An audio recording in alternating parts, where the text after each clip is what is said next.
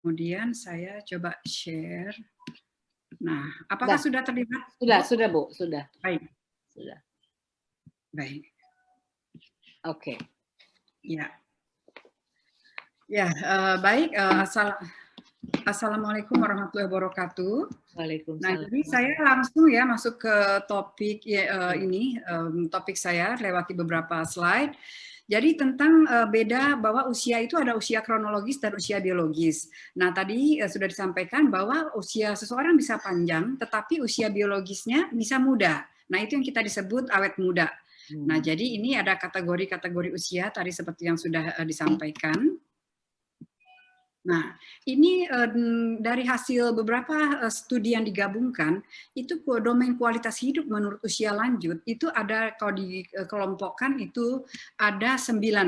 Nah, yang penting menurut para usia lanjut itu yang dari hasil studi tersebut, bahwa mereka merasa sehat dan tidak dibatasi oleh kondisi fisik, mandiri, menjaga martabat dan tidak jadi beban, mengisi waktu dengan kegiatan yang menimbulkan rasa bernilai, senang, dan berkontribusi, memiliki hubungan erat yang suportif dan membuat merasa berarti bagi orang lain, melihat pada sisi baik kehidupan, merasa damai, merasa terikat dan memiliki keyakinan, keimanan, ritual dan refleksi internal, dan merasa aman di rumah dan hidup di lingkungan yang nyaman dan mudah diakses, serta tidak merasa terbatasi oleh kondisi finansial.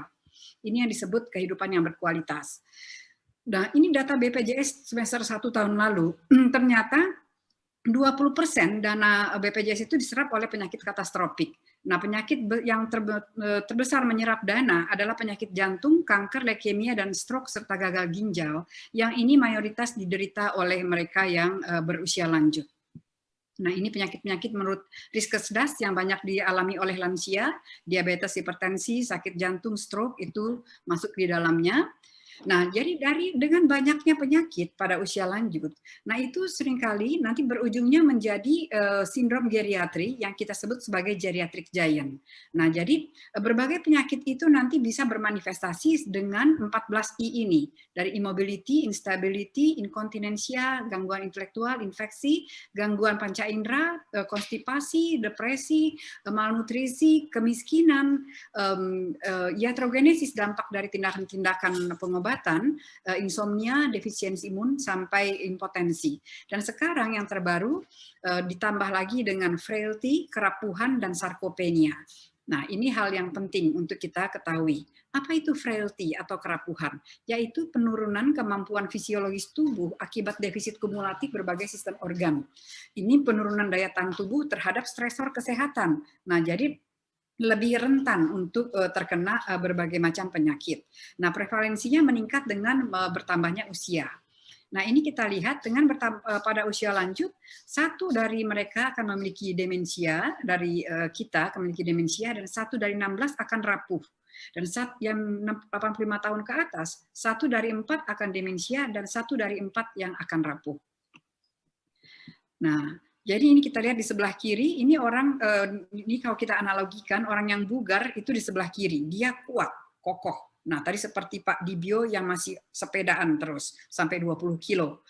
Nah, kemudian yang frail, nah yang frail ini yang rapuh, jadi dia makanya rentan untuk mudah sekali untuk jatuh sakit. Nah, ini ciri-ciri frail itu, ciri-ciri frailty, minimal ada 3 dari 5 kriteria ini, ada penurunan berat badan dibandingkan tahun lalu, ada kelemahan, kelelahan, perlambatan, kemudian penurunan aktivitas. Nah, ini proses yang terjadi dari sejak seseorang itu bugar pada kondisi yang robust hingga menjadi disable. Nah, itu sebetulnya ada waktu di mana kita bisa melakukan intervensi. Gambar ini memperlihatkan di mana kalau tidak dilakukan intervensi. Jadi begitu ada stresor, penyakit, kemudian sakit, kemudian recover, nah kemudian menjadi pre-frail. Nah, kemudian ada stresor lagi, sembuh lagi, tapi dia sudah kemudian turun kondisinya menjadi frail. Ada stresor lagi, kemudian menjadi ketergantungan dan menjadi disable sampai ada handicap. Nah, jadi ini ketika tidak dilakukan intervensi, ini kita akan makin lama trennya akan makin menurun kebugarannya. Jadi kita di sini ada ruang untuk melakukan intervensi. Nah, ini saya lewat saja dulu ini videonya. Nah, kemudian sarkopenia. Sarkopenia ini sindrom kehilangan massa dan kekuatan otot rangka secara progresif dan menyeluruh dengan risiko kejadian yang tidak diharapkan. Siapa saja yang berisiko sarkopenia? Yaitu mereka yang aktivitas fisiknya kurang, kemudian mobilitasnya kurang, kemudian riwayat jatuh berulang, kehilangan berat badan, pasca rawat, kecepatan lawat berjalannya lambat, dan memiliki berbagai penyakit kronik. Nah, penyebab sarkopenia itu ada yang primer dan sekunder. Kalau primer ini tidak ada penyebab lain, dia semata-mata hanya karena usianya saja. Jadi ada penurunan sedikit. Nah, tapi kalau yang sekunder ini terkait dengan nutrisi, dengan aktivitas, dan dengan berbagai macam penyakit. Nah, aktivitas yang tadi, yang sedentary, yang bed rest, yang diam, tenang-tenang aja, diam-diam aja. Nah, jadi itu akan memudahkan terjadinya sarkopenia. Nah, ada hubungan antar sarkopenia dan kerapuhan fisik. Nah, tadi pada mereka yang tidak aktif, kemudian yang malnutrisi, terutama yang asupan proteinnya rendah, asupan energinya rendah, dan yang rendah vitamin D-nya. Nah, jadi coba kita lihat mayoritas teman-teman kita yang memiliki berbagai penyakit kronik degeneratif, itu kalau dicek kadar vitamin D-nya itu rendah. Nah, kemudian ini akan menurunkan massa otot dan penampilan kinerja fisik, sehingga akhirnya terjadi frailty, kerapuhan, dan akhirnya berdampak kepada penurunan kemampuan fungsionalnya dan kualitas hidup pada akhirnya yang akan meningkatkan juga biaya kesehatan.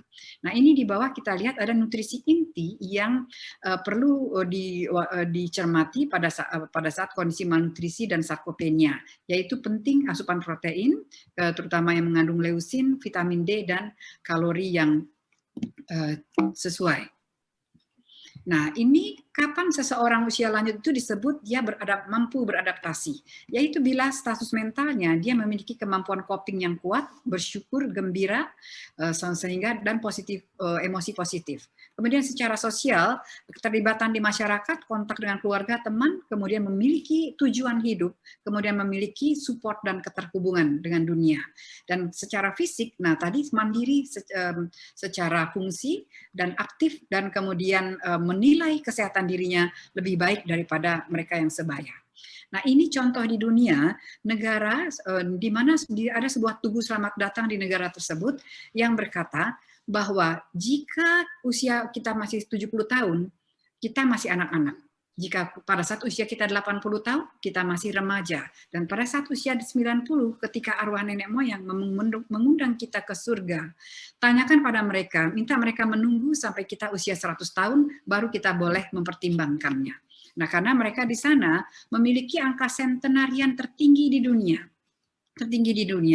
Nah, angka penyakit jantung stroke-nya itu terendah di dunia. Sehingga akhirnya diteliti oleh Kementerian Kesehatan Jepang bersama ilmuwan dari Amerika, didapatkan 10 kunci sehat dan rahasia umur panjang produktif bugar mereka. Pertama, mereka memiliki arteri yang muda, rendahnya kanker hormonal, tulangnya yang kuat, pikiran tajam, tubuh yang ramping dan bugar, serta yang berikutnya, menopause-nya terjadi secara alamiah, hormon seksnya muda, seperti orang muda, kerusakan radikal bebasnya seminimal, dan kemudian kesehatan psikospiritualnya prima, dan pelayanan kesehatan mereka di sana terintegrasi. Itu hasil penelitian yang didapatkan. Nah, arteri yang muda itu akan menentukan seberapa tuanya manusia. Jadi disebutkan manusia itu setua pembuluh darahnya. Nah, jadi mereka di sana memiliki pembuluh darah yang bersih. Nah, sehingga tadi angka penyakit jantung stroke-nya turun lebih rendah sekali. Nah, kenapa? Rupanya diteliti ini dipengaruhi oleh kebiasaan makan mereka, olahraga teratur, tekanan darah terkontrol, dan pandangan psikospiritual yang minim stres. Nah, kemudian angka kanker terkait hormonal ini juga rendah. Pada kanker-kanker yang kita lihat ini ternyata berhubungan dengan apa? Rendahnya asupan kalori, tingginya konsumsi kedelai, sayuran, ikan, kebiasaan olahraga, konsumsi alkohol yang tidak berlebihan. Kemudian pikiran yang tajam, mereka itu prevalensi demensianya rendah di sana. Nah, Ya, jadi fungsi kognitifnya pada 80% pria dan 60% wanita Okinawa itu masih intak hingga usia sentenarian mereka, usia 100 tahun tersebut. Kemudian mereka memiliki tubuh yang ramping dan bugar. IMT-nya mereka tuh rata-rata 18 sampai 22. Nah, mereka tadi ini karena pola makannya rendah kalori, tinggi karbohidrat kompleks, makanan alami dan kebiasaan berolahraga. Mereka menganut prinsip hara hashibu, hanya makan hingga 80% kenyang. Kemudian menopause yang terjadi di sana alamiah sehingga mereka tidak memerlukan terapi pengganti estrogen. Nah, karena rupanya mereka kaya makanan tinggi flavonoid, menghindari rokok dan aktivitas fisiknya yang tinggi. Kemudian hormon seks mereka itu mudah dibandingkan dengan orang Amerika yang sebaya. Mereka tuh setara dengan orang Amerika yang berusia 70 tahun ke bawah. Kemudian kerusakan radikal bebasnya itu juga minimal. Nah, pada mereka yang berusia 70 tahun ke atas. Nah, kemudian ini kesehatan psikospiritualnya prima. Mereka itu percaya diri, pantang menyerah, optimis, fleksibel, easy going, tidak berlebihan, spiritualitasnya dalam, berkeinginan kuat, tenang, rileks, tidak kaku, lembut dan halus, rendahnya emosi negatif dan hubungan sosial yang baik. Nah, ini mereka melakukan budaya gotong royong yang sangat tinggi, misalnya membersihkan pantai bersama-sama dan melakukan aktivitas sosial seperti Moai itu arisan kelompok khusus. Nah, dari sana kita bisa lihat bahwa ada 3 penentu kualitas hidup seseorang. Ada 3 hal. Pertama, we are what we eat. Kita ditentukan oleh apa yang kita makan, kita ditentukan oleh apa yang kita lakukan, dan kita ditentukan dari bagaimana cara berpikir kita. Pertama, we are what we eat. Makan yang seimbang, lengkap, dan segar. Dan hindari faktor-faktor risiko makanan terlalu banyak garam atau terlalu banyak gula. Ini Kemenkes sudah menyarankan format isi piringku yang menurut saya ini sangat mudah. Jadi kalau kita makan 1 piring, kita bagi 3. Sepertiganya untuk makanan pokok, sepertiganya dibagi 2 untuk lauk dan buah-buahan, sepertiganya untuk sayuran. Jadi artinya di sini yang beda dari yang sehari-hari kita lihat adalah sayurannya itu banyak, sebanyak dengan karbohidratnya. Nah, ini contoh makan pagi, ini kita buat sendiri, jus buah dengan buah potong. Nah, ini kemudian contoh makanan untuk kesehatan otak. Nah, yang kaya protein, kemudian yang menghindari penyumbatan pembuluh otak, hindari goreng-gorengan, pilih yang rendah kalori, dan kemudian makanan yang kaya antioksidan, seperti ini yang kacang-kacangan, aneka kacang-kacangan, serta ikan-ikan itu sangat baik. Kemudian yang berikutnya, we are what we do. Cara menggerakkan tubuh, bagaimana kita mengolah tubuh. Jadi bagaimana kita membawakan tubuh ini akan menentukan emosi kita, akan menentukan apa yang kita rasakan. Jadi kalau kita ingin bersikap percaya diri, kita harus bersikap memposisikan badan kita seperti orang-orang percaya diri layaknya. Kemudian jadi cara kita menggerakkan tubuh akan menentukan fisiologi tubuh. Jadi menentukan suasana hati. Jadi ini bisa menjadi rahasia kita untuk selalu memiliki suasana hati yang baik. Nah, jadi berbuatlah seolah-olah. Kalau kita, wah gimana mungkin saya lagi sedih kok bisa. Nah, kita buat dulu diri kita seolah-olah bahwa kita bersemangat. Kemudian kerjakan hobi. Nah, contoh di sini misalnya kita bisa menanam di pot untuk hidroponik dengan botol-botol aqua bekas. Nah, kemudian kita mencintai pekerjaan dan melihat makna hidup dalam pekerjaan tersebut. Sehingga kita akan selalu penuh semangat. Nah, ini semangat ini akan meningkatkan hormon endorfin kita lebih banyak. Nah, olahraga rutin ini penting sekali. Nah, jadi olahraga rutin ya seperti tadi sudah disampaikan Pak Sudibyo. Kemudian yang penting lagi postur tubuh tegak. Nah, bersikap tegak tinggi pada posisi duduk, berdiri, ini akan membuat menentukan juga alam perasaan kita dan fisiologi tubuh kita. Kemudian yang penting lagi bernapas efektif. Karena ternyata sel-sel tubuh kita ini dikelilingi oleh sistem limfe yang banyaknya 4 kali lipat lebih banyak dari darah. Dan pompa sistem limfe yang mengeluarkan toksin dari badan kita adalah bernapas dalam dan olahraga. Karena itu secara sengaja lakukan bernapas efektif, 10 napas efektif 3 kali sehari dengan perbandingan tarik, tahan, hembuskan 1-4-2. Nah, 1-4-2. Kemudian kita adalah cermin dari cara berpikir kita. Nah, cara berpikir akan menentukan fokus kita. Disebutkan nenek moyang setiap tindakan adalah pikiran. Jadi kita harus selalu ingat rumus E tambah R sama dengan O. E itu sama dengan event atau kejadian. R, respons, pola pikir, sikap, tindakan kita dalam menghadapi kejadian tersebut. O-nya outcome, hasil yang akan kita peroleh. Jadi, kalau kita ada peristiwa seburuk apapun, itu tidak akan memberikan dampak hasil yang buruk kepada kita kalau kita meresponnya dengan respon terbaik. Jadi penting. Jadi artinya kitalah yang menentukan kita akan mendapatkan hasil seperti apa dari peristiwa yang terburuk sekalipun. Jadi ini yang hendaknya menjadi selalu acuan kita. Nah, ya karena kalau kita tidak mengelola R kita, respon kita, jadi kita sedikit-sedikit ada masalah, kita akan mudah stres. Padahal stres itu akan memicu terjadinya radikal bebas yang berdampak buruk bagi tubuh kita dan menimbulkan berbagai penyakit kronik degeneratif tadi. Nah, kemudian ini contoh kata-kata untuk diri sendiri yang perlu kita tumbuhkan dan sengaja kita lakukan, baik dalam hati maupun kita ucapkan. Nah, ini kata-kata dengan kaidah autosugesti. Saya sudah belajar tenang, santai, dan toleran. Saya menikmati dan mensyukuri yang terjadi pada detik ini. Saya mengubah cara memandang diri sendiri. Saya adalah prioritas utama. Saya harus mulai dari diri saya sendiri. Saya menyayangi diri saya.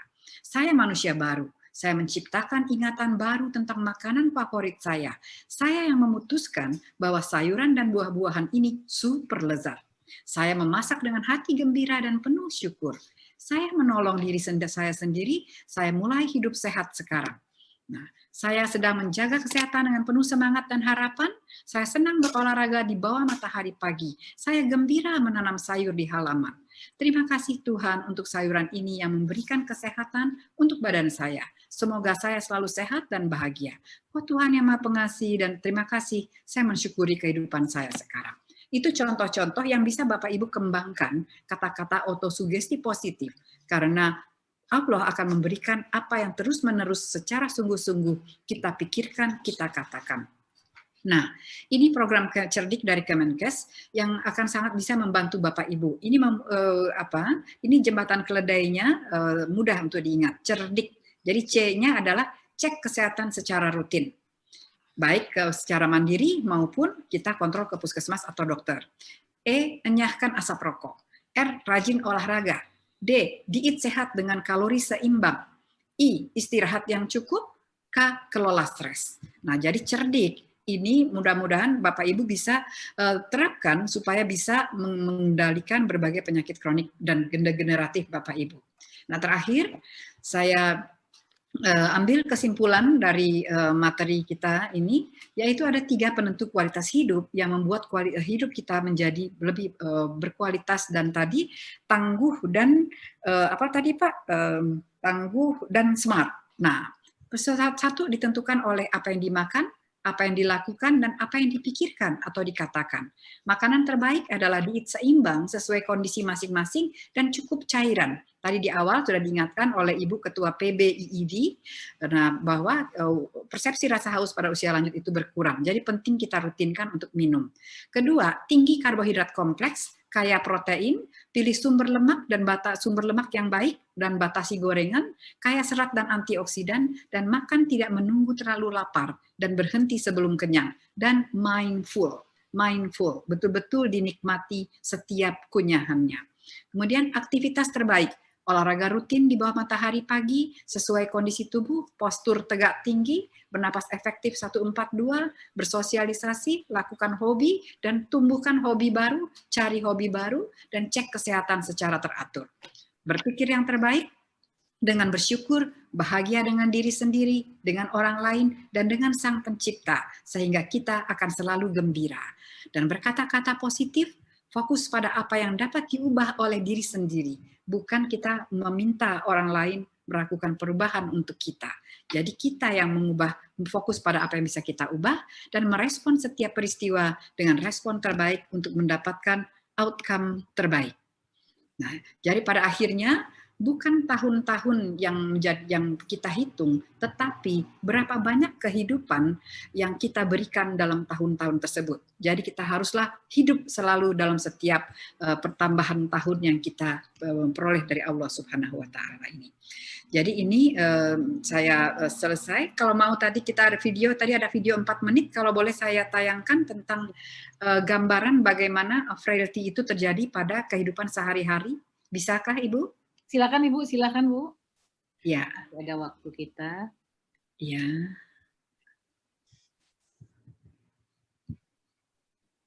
Nih, iya.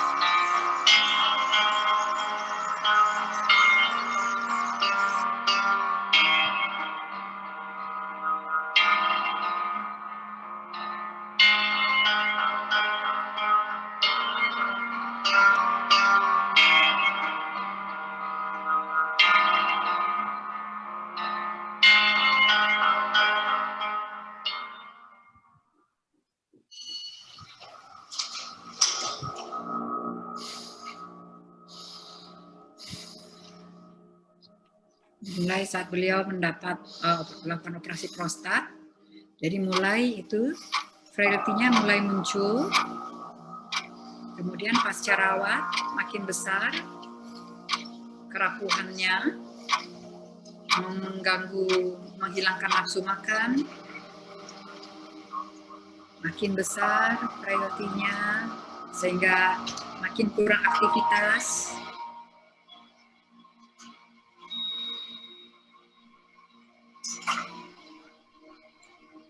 Ya bahkan dia bermobilisasi di dalam rumah pun sudah makin terganggu.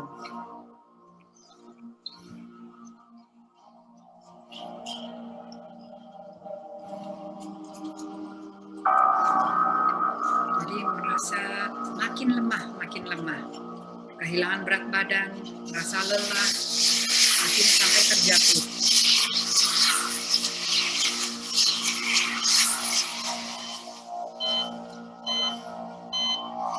Akhirnya dirawat lagi di rumah sakit karena fraktur panggul, patah panggulnya.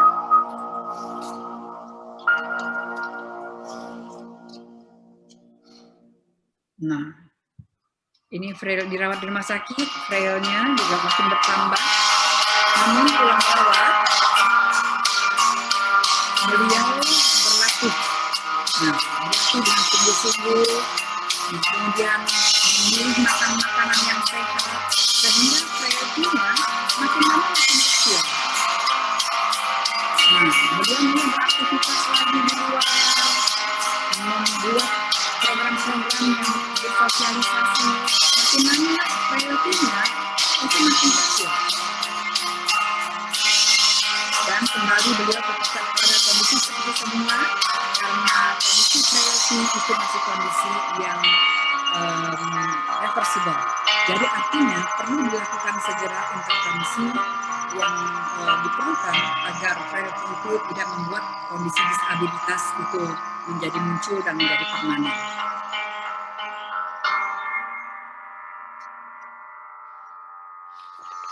Ya, demikian Bu Haslinda. Terima kasih. Assalamualaikum warahmatullahi wabarakatuh.